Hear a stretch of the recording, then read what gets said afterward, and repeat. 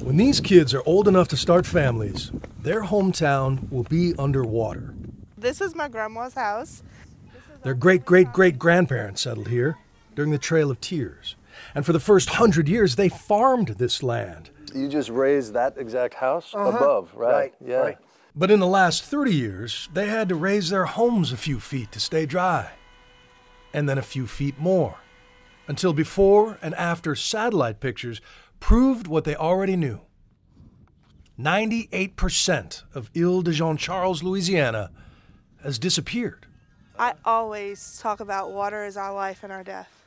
Once we weren't able to farm anymore, the waters, the shrimp, the oysters, the crabs that sustain our people, now is killing us. It's killing us. Every hour of every day, a piece of Louisiana about the size of a football field slips into the sea. Every hour, every day.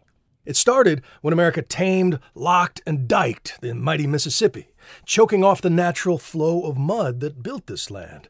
But these days, as it sinks, polar ice melts.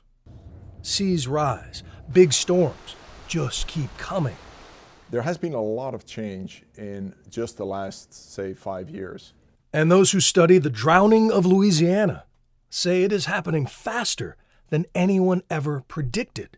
What maybe 5 years ago was the worst case scenario is now what we might call a fairly likely scenario.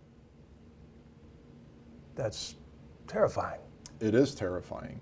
And it basically means that climate change is here in full force. So, Ile-de-Jean-Charles won a first-of-its-kind federal grant, $48 million, to move them about 40 miles north.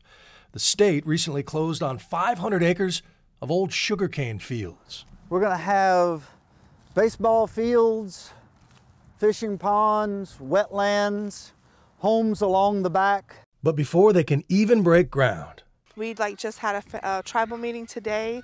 they are getting a harsh lesson in just how hard it is to convince Americans to uproot and retreat. Anybody else is probably not moving. Really? So, yeah. Half of the 40 families who live here say they will never leave, while others still aren't convinced it's the right move. This so-called climate change thing. So, You put it in quotes. yeah, So-called. that's right. But Ile-de-Jean-Charles is just a tiny sample of how expensive and difficult the future will be. According to one estimate from the United Nations, between 50 and 200 million people will be displaced by climate change by the year 2050.